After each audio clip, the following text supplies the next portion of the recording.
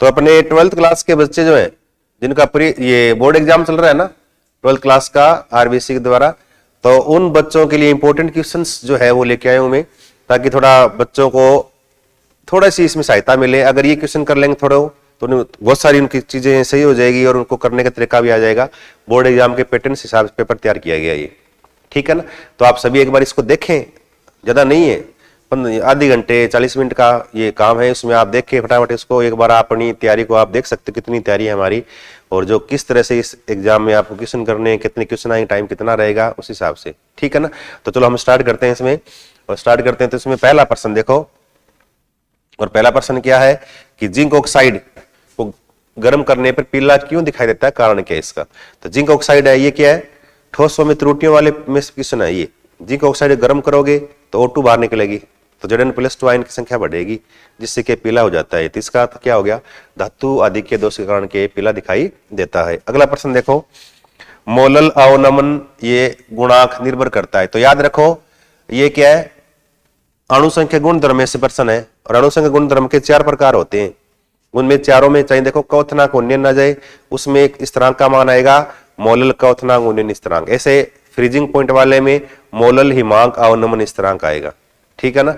तो इन दोनों के लिए हमेशा इनके मान जो है स्थिरांक के मान वो विलायक पर डिपेंड करते हैं, किस पे, विलायक पर निर्भर करते हैं, ये ध्यान रखना है। फिर अगला देखो ये अभिक्रिया, इस अभिक्रिया का प्रकार कौन सा है देखना है हमें।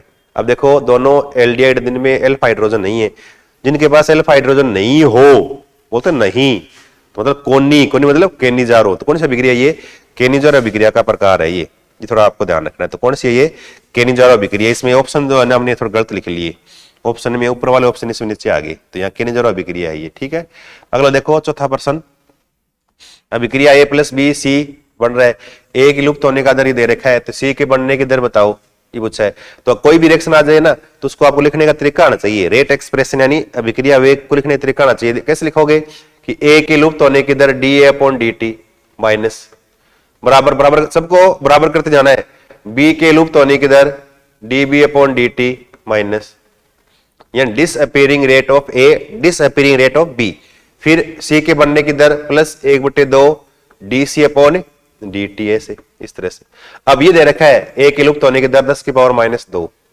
क्या पूछा है, C के बनने की दर बताओ, ये पूछा है। तो ये दोनों बराबर कर लो, ये दोनों इसके में आवश्यकता है नहीं, इनको बराबर कर लो। बराबर करोगे तो ये dC/dt निकालना, तो 2 इधर आएंगे, 2 गुना हो जाएंगे इससे। तो ये वाला मान इससे 2 से गुना करना है, तो मतलब ये मान दे रखा है 10⁻², इसको 2 से गुना कर दो, 2 गुना 10⁻²। उत्तर क्या हो जाएगा हमारा, 2 गुना 10⁻², मोल प्रति लीटर प्रति सेकंड। इसके बाद देखो अगला प्रश्न है, 2 एमिनो अम्लों की परस्पर क्रिया से बनने वाला बंध कौन सा होता है। 2 एमिनो एसिड है और इनमें परस्पर क्रिया करवाएं तो कौन सा बंध बनता है, प्रोटीन के अंदर कौन सा बंध होता है, पेप्टाइड बंध। तो 2 एमिनो एसिड आपस में जुड़ेंगे, क्या बनाएंगे, पेप्टाइड बंध का निर्माण करते हैं, तो कौन सा होगा, पेप्टाइड बंध होता है। फिर Cr+3 का चुंबकीय गुण का मान बताओ। अब क्रोमियम है तो इसका आप देख सकते हो यूं, Cr इलेक्ट्रॉनिक विन्यास 3d5,4s2 होता है, तो 2 निकाल दिया इसमें 2, और D में ये 3 निकाल दिए, 1 निकाल दिया, तो D में कितने रह गए, यहाँ 4 रह गए क्या।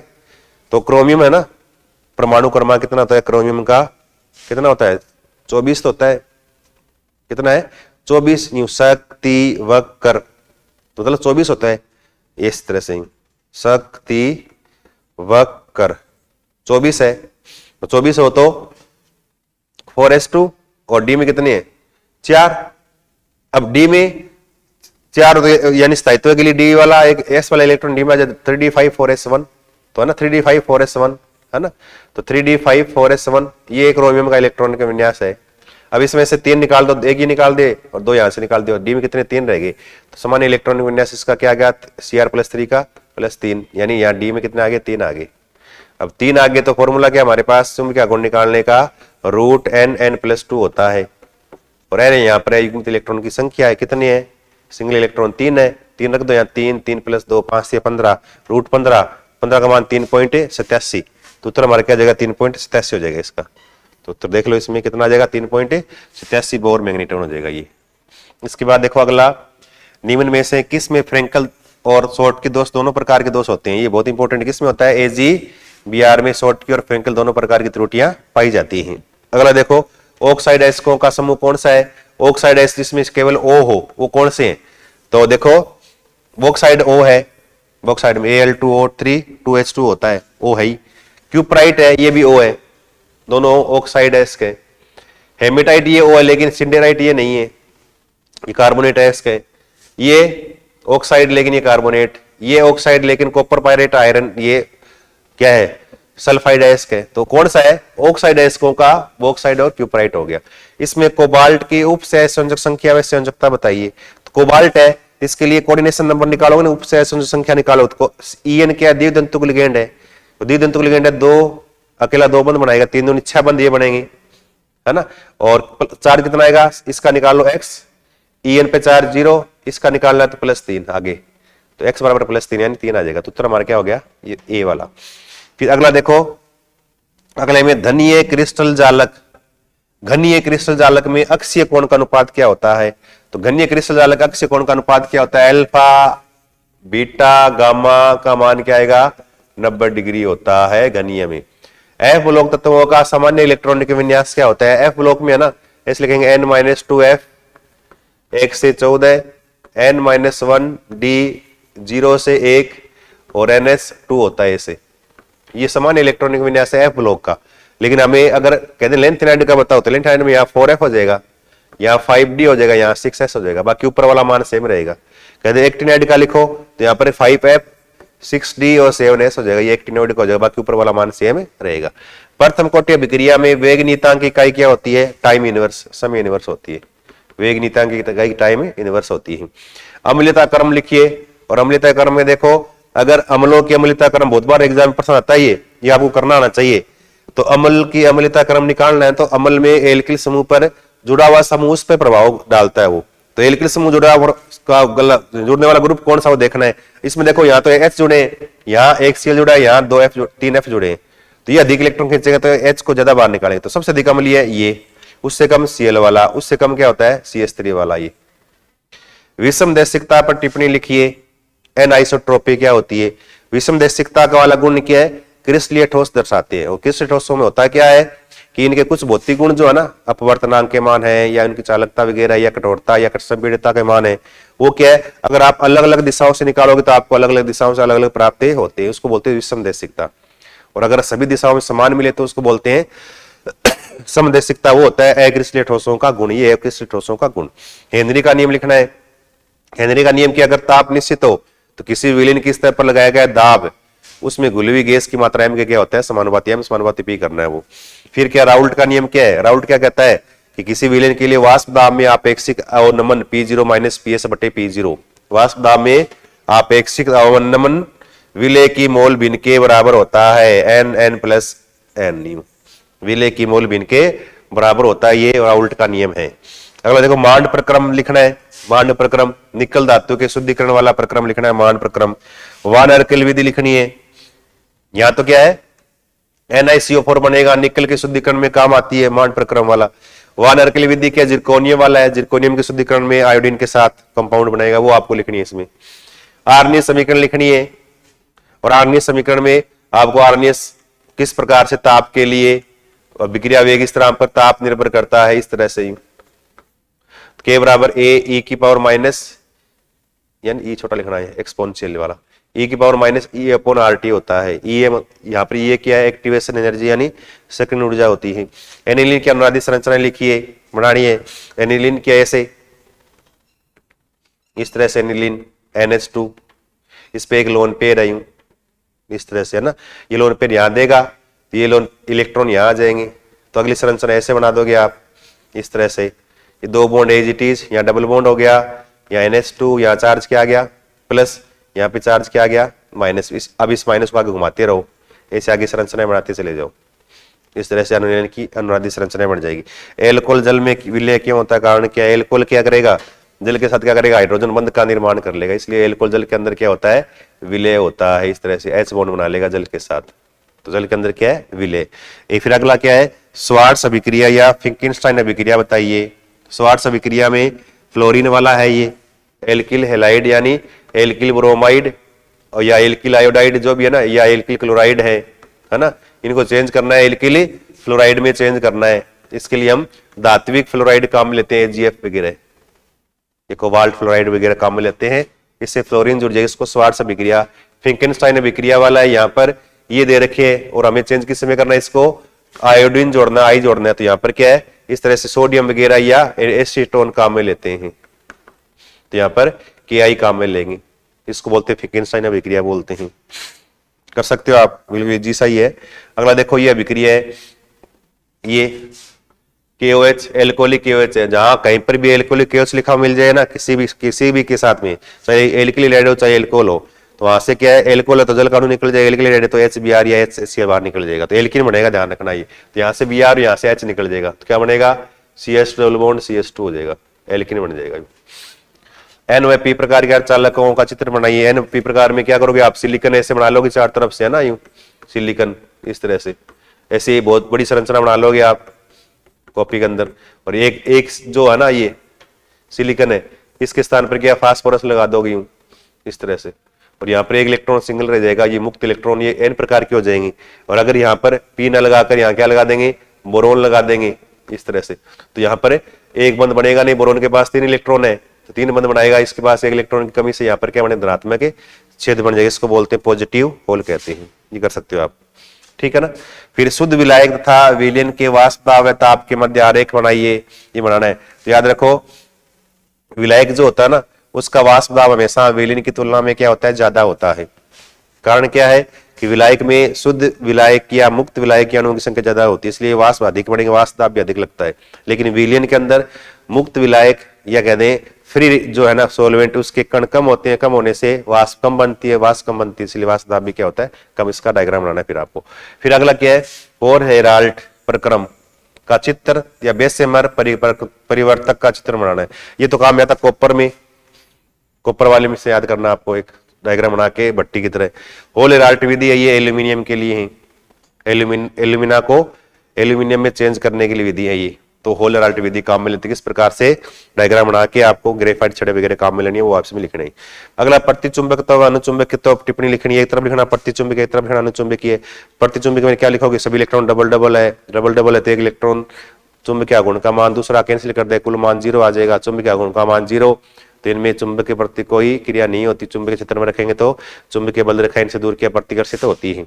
अनुचुंबकीय में क्या लिखा, इलेक्ट्रॉन सिंगल पाए जाते हैं, चुंबकीय गुण का कुछ ना कुछ मान आएगा, तो इनको चुंबकीय क्षेत्र में रखने पर चुंबकीय बल रेखा इनसे क्या है, आकर्षित होती है। तो आपको डायग्राम बनानी है वो सारी, ठीक है ना, इनके एग्जाम्पल लिखने। फिर क्या अगला क्या है, उभयदंतुक लिगेंड यानी एम्फिडेंटेड लिगेंड, और एक क्या है किलेट लिगेंड यानी चिलेट लिगेंड। परिभाषा लिखनी है, उदाहरण लिखना है। एम्फिडेंटेड के अंदर क्या लिखोगे आप, वे लिगेंड जिनके अंदर क्या एक से अधिक परमाणु बंध बनाने के लिए उपलब्ध है, लेकिन एक ही टाइम में एक ही बंध बनाता है, उसको बोलते हैं उभयदंतुक या एम्फिडेंटेड लिगेंड बोलते हैं। दूसरा क्या किलेट लिगेंड क्या है, वे लिगेंड जो धातु के साथ बंध बनाकर एक जाल के समान संरचना बना ले, उसको बोलते हैं किलेट लिगेंड कहते हैं, जैसे एथिलीन डाइएमीन। तो एम्फिडेंटेड के अंदर क्या है, CN- है, NO2- है ना, SCN- है, ये एम्फिडेंटेड के अंदर आते हैं। और किलेट लिगेंड के अंदर क्या आएंगे, एथिलीन डाइएमीन आ जाएगा इस तरह से, एथिलीन डाइएमीन अकेला 2 बंध बना लेगा यूं मेटल के साथ, तो एक किलेट बना लेगा पंचकोणीय। एथिलीन डाइएमीन है, EDT है, ऑक्जिलेट है, ये सारे क्या है, द्विदंतुक यानी किलेट लिगेंड के उदाहरण है। RX प्लस KCN से अभिक्रिया करने में क्या बनता है, समीकरण लिखनी है। तो एक तो तोड़ना आयनिक कंपाउंड है, कार्बन जुड़ जाएगा, KCN बन जाएगा। नाभिक से नहीं योगात्मक अभिक्रिया होती है, नाभिक से नहीं प्रतिस्थापन अभिक्रिया होती है। IUPAC नाम लिखना है इनका। इसका लिखना है तो इत्र का नाम लिखते, इत्र में हमेशा O उस साइड में लेते हैं जहां जिस साइड में कार्बन कम हो तो ये मेथोक्सी हो जाएगा। तो इत्र के नाम में एल्कोक्सी एल्केन लिखते हैं, क्या लिखते हैं, एल्कोक्सी एल्केन। तो यानी मेथोक्सी 2 कार्बन के लिए मेथेन, ये एथेन, तो ये मेथोक्सी एथेन हो गया। इसमें देखो या नाइट्रोजन पर लगा हुआ एल्किल समूह है, उसको देखना है। तो ये छोटा एल्किल समूह ये है मेथिल, तो N मेथिल, फिर आगे कितने हैं, 3 कार्बन के लिए प्रोपेन, NH2 के लिए एमीन, तो यानी N मेथिल प्रोपेन एमीन हो गया। इसका देखो ये है ऐसे, तो ये एसिटाल्डिहाइड है, 2 कार्बन के लिए एथेन, CHO के लिए एल, एथेनेल, तो इसका नाम हो गया एथेनेल, इस तरह से।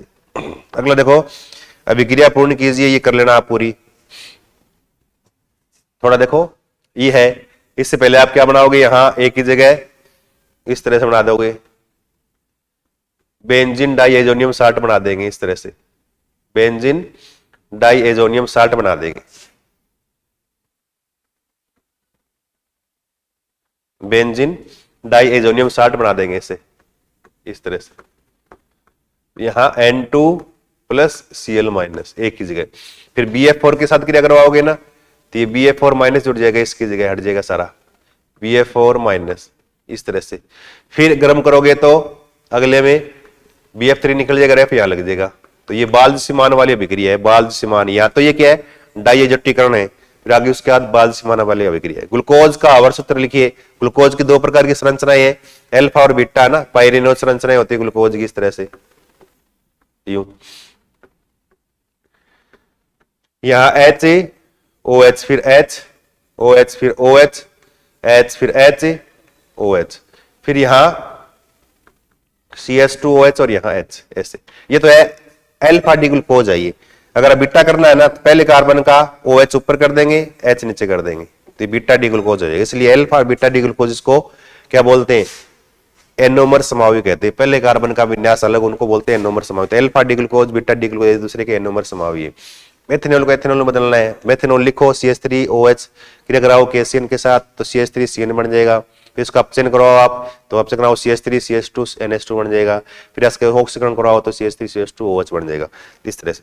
इसके बाद देखो अगला, निम्न में किन उपसंकुलों का उपयोग होता है, नाम लिखिए, नाम लिखना है इनका।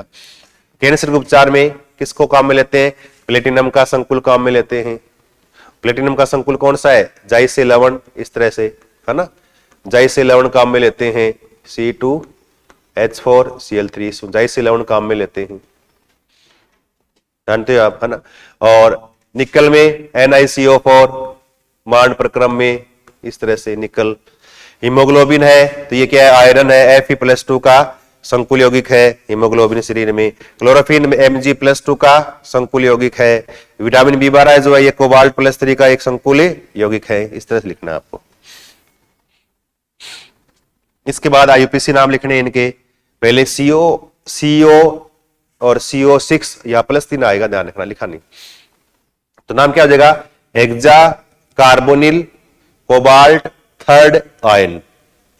इसका डाइग्लाइसिनेटो कॉपर सेकेंड, इसका क्या हो जाएगा, हेक्सा एमीन कोबाल्ट और सेकेंड क्लोराइड, ठीक है ना।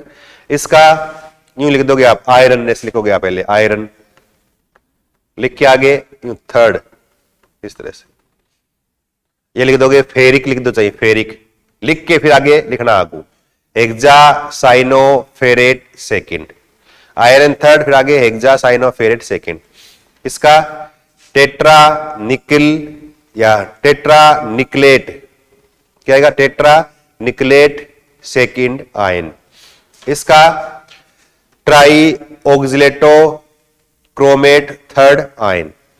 फिर अगला क्या है कि VBT के आधार पे COF6-3 है। ये संकुल आयन की ज्यामिति व चुंबकीय गुण बताइए।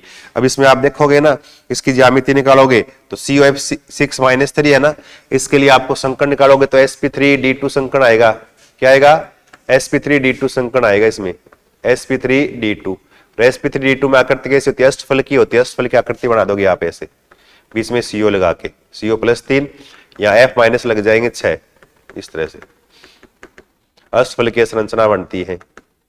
अष्टफल की संरचना बनेगी तो 12 वाले डी कक्षक भाग लेंगे तो कोबाल्ट जो है ना वो इसमें क्या है, 27 परमाणु क्रमांक है तो 3d7 होता है।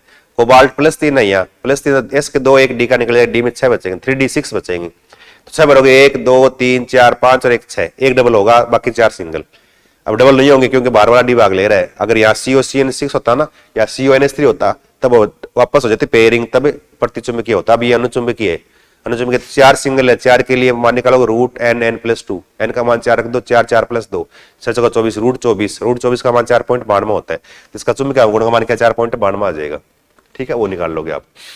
प्रथम कोटि अभिक्रिया के लिए वेग स्थिरांक को व्युत्पन्न करना, k का मान निकालना है ना, k बराबर या ना ये प्रथम कोटि अभिक्रिया 1/T है ना, a-x वाला वो सारा निकालना है यूं, ये ना ये वाला निकालना है a-x इस तरह से प्रथम कोटि अभिक्रिया वाला निकालना है इसमें आपको।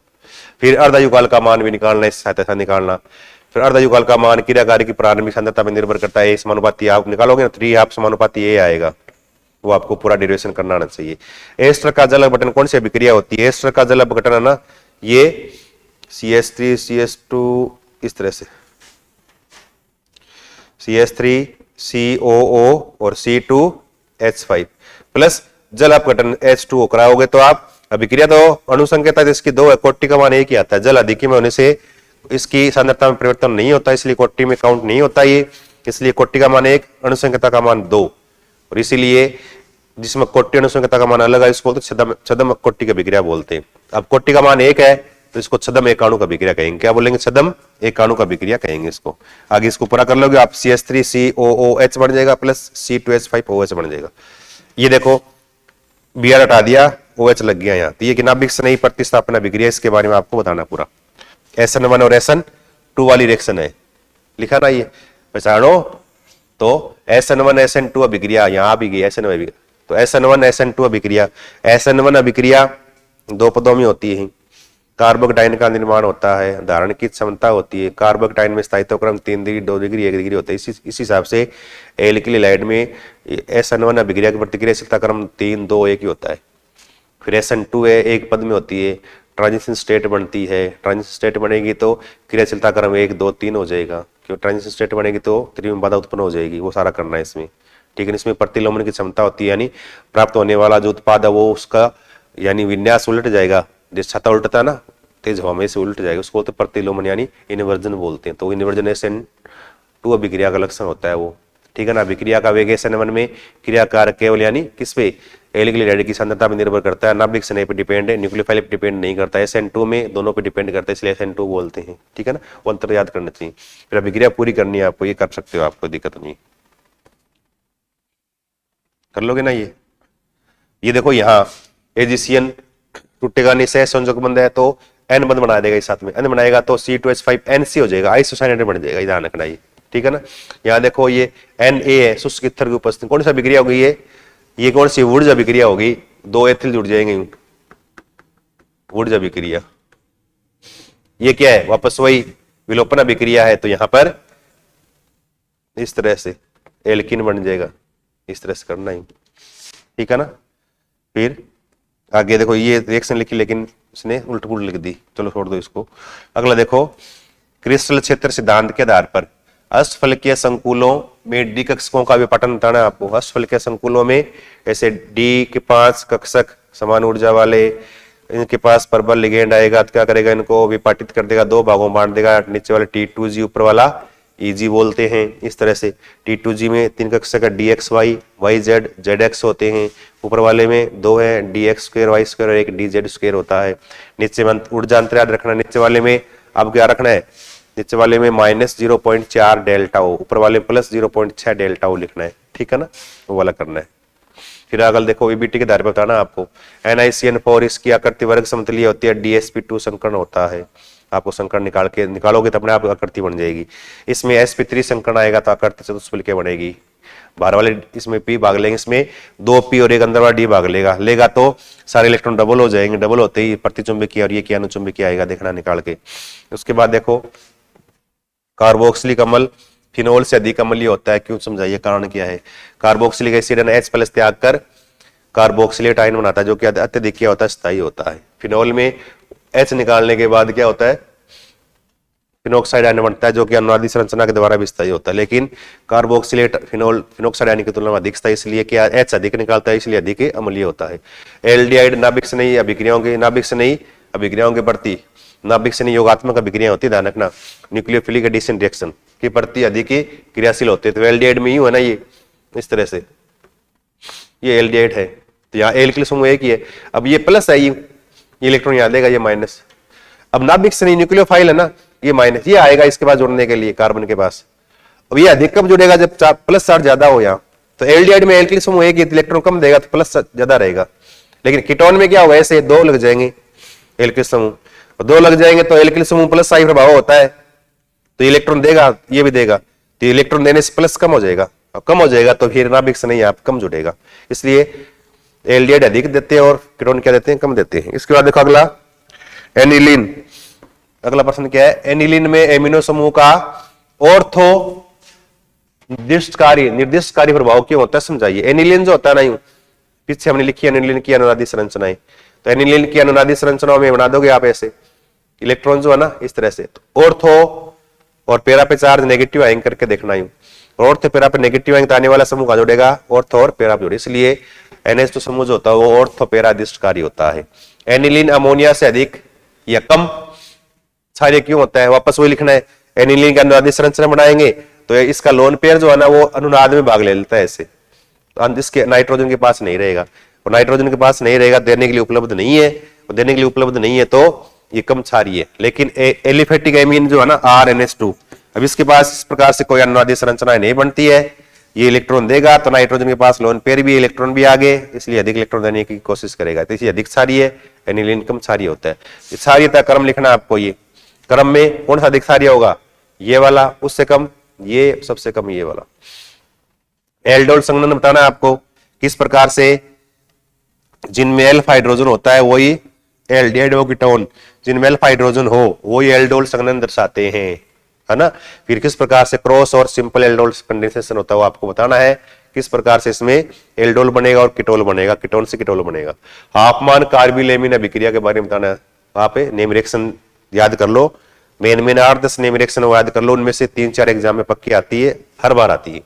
तो देखो ये रही कार्बिलेमिन अभिक्रिया वाला आ गया ये, ठीक है ना, ये वाला, ये देखो CN, तो यहाँ CN जोड़ देना और कुछ नहीं करना है, ठीक है ना। तो इस प्रकार से हमारे आज जो हमने इस तरह से 2 पेपर सोल्व किए, ये ध्यान रखो बात, कितने 2 कर लिए। अब आप लोगों के लिए एक आवश्यक जानकारी दूं मैं, इंपॉर्टेंट हमने क्वेश्चन देखे हैं, ये थोड़े क्वेश्चन ढंग से देखना आप, ये आपके लिए थोड़े हेल्पफुल रहेंगे। इसके बाद एक बात और ध्यान रखो, जो भी आपके छोटे भाई बहन जो है ना, जो अब की बार 12th क्लास में होंगे, उनके लिए थोड़ी जानकारी देता हूं मैं कि जो बच्चे 12th क्लास में होने वाले हैं, उन सब बच्चों के लिए चाहे हिंदी मीडियम हो चाहे इंग्लिश मीडियम हो, उनके लिए अलग अलग है ना 12th क्लास के लिए अलग अलग कोर्स लॉन्च कर रहे हैं अब की बार। उन कोर्सेज के अंदर क्या है, आपको रिकॉर्डेड पूरे टॉपिक उसका पूरा रिकॉर्डेड, जैसे बोर्ड पढ़ाया हो पूरा रिकॉर्डेड वीडियो मिलेगा आपको, साथ में PDF नोट्स अलग से मिलेंगे आपको। उसके अलावा उस यानी चैप्टर में कितने क्वेश्चन बनते हैं, कौन कौन से ऑब्जेक्टिव या खालिस्तान वाले या कौन से ऐसे टाइप कौन से क्वेश्चन बनते हैं, सारे क्वेश्चन की आपको PDF मिलेगी। उन क्वेश्चन को फिर दोबारा आपको वीडियो के माध्यम से आपको सोल्व करके वो भी आपको वीडियो तैयार मिलेंगे। तो आपको क्या हिंदी मीडियम का मिलेगा और इंग्लिश मीडियम वाले बच्चों को भी इंग्लिश मीडियम में मिलेगा, सब कुछ इंग्लिश मीडियम पढ़ाएंगे आपको। तो जो बच्चे 11th पास कर रहे हैं, 12th में आ रहे हैं, या जो नीट की तैयारी कर रहे हैं, जिनको 12th क्लास की किताब ढंग से पढ़नी है, वो बच्चे क्या करें, इस तरह से हमारा एक ऐप है जिसका नाम क्या है, ये हमारा इस तरह से एक ऐप है, और इस ऐप का नाम क्या है, ये है AS लर्निंग। आप प्ले स्टोर पे जाओगे ना, प्ले स्टोर पे जाके आप इसको सर्च करोगे तो आपको इस तरह से है ना एक बॉक्स लिखा हुआ मिलेगा, यूं AS मैरून कलर का लिखा हुआ मिलेगा, ऐसे मैरून कलर का, उसको आप डाउनलोड कर लेना। उसको अंदर देखोगे तो आप उसको, अभी तो नहीं है, 5-7 दिन बाद उसमें शो होना शुरू हो जाएगा, लगभग 3-4 तारीख या 4-5 तारीख तक है ना, 5 अप्रैल तक, या आपको 12th के हिंदी और इंग्लिश मीडियम दोनों के क्या आपको कोर्स आपको दिखने शुरू हो जाएंगे। उसमें आप कोर्स परचेज भी कर सकते हो, उसमें फ्री वीडियो मिलेंगे आपको, उसको आप आराम से देख सकते हो, कैसे पढ़ाया गया है, क्या क्या चीजें है, उसको आप आराम से एनालाइज कर सकते हो। तो जो बच्चे 12th क्लास में हो और उनके लिए बहुत ही ये महत्वपूर्ण इंपॉर्टेंट चीज है, और जिन बच्चों को ये पता नहीं उन तक आप ये बात पहुंचाएं ताकि ये वो भी इस चीज से लाभ उठा सके। धन्यवाद।